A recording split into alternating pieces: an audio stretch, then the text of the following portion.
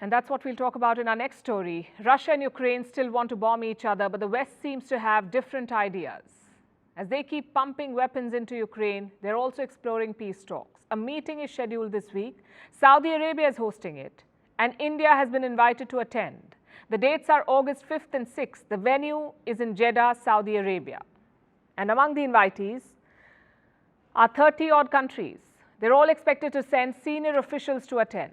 Now, we don't have a full guest list, but reports say India and Brazil are invited, so is Ukraine, countries in Europe, also Indonesia, Egypt, Mexico, Chile, and Zambia. They've all been asked to join. Some have confirmed their attendance, like the UK, South Africa, Poland, and the European Union. An official from India is also expected to be present, but Russia has been excluded. That's right. Russia has not got an invite, so they will not have a representative in Jeddah in Saudi Arabia, which raises the obvious question. Why have this meeting at all? Can there be peace or a peace deal without Russia? And what is Saudi Arabia's role here? Let's try answering these questions one by one, starting with the purpose of this meeting. This is not a peace summit. They're not calling it that. It's more like an effort to convince the global South to influence the countries which have not picked a side, countries like India. Ukraine and the West want to win them over, and that's the reason this meeting has been called. Also, this is not the first such meeting. In the month of June, some officials met in Copenhagen, and that was the first round. Although it was a much smaller group, among the attendees were Ukraine, the European Union, Brazil, India, Turkey, and South Africa. And of course, the United States of America. It was represented by Jake Sullivan. He is the US National Security Advisor. He did not attend in person, though. He joined the meeting on call. And this, we are told, was a preliminary conversation. It's not clear what was discussed, but it is believed that the conversation in Copenhagen led to the meeting in Jeddah. So this is the second round. And what will happen in Jeddah? The West is making an effort to find common ground, to get everyone to agree on some principles, like territorial sovereignty, like political independence, to condemn acts of aggression and the use of force.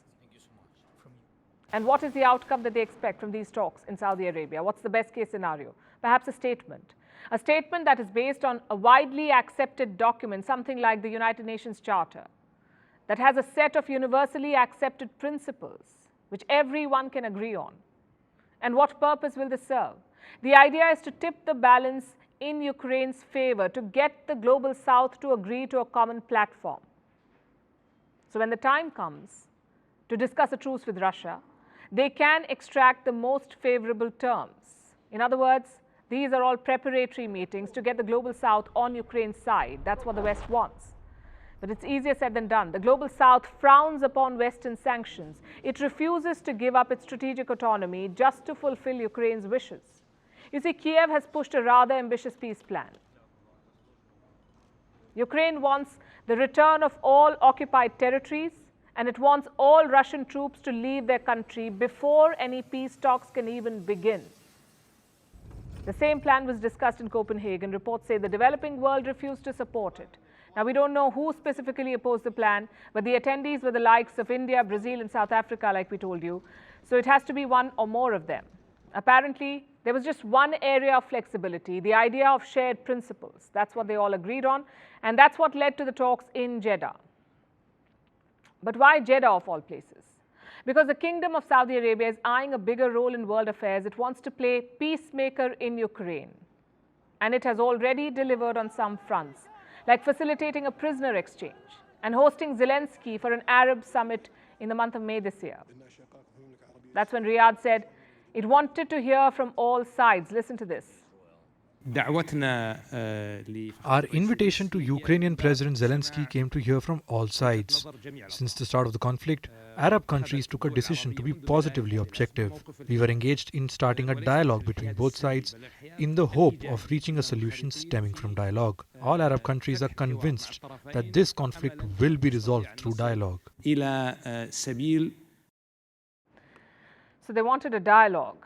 Now they have a chance to host it. Saudi Arabia ticks a lot of boxes for the West. It is close to both Russia and China. It can be a mediator and influencer, and the West is betting on this. As the war drags on, it is hoping that support from the global South will tilt the balance in Ukraine's favor. We say it's an optimistic mission.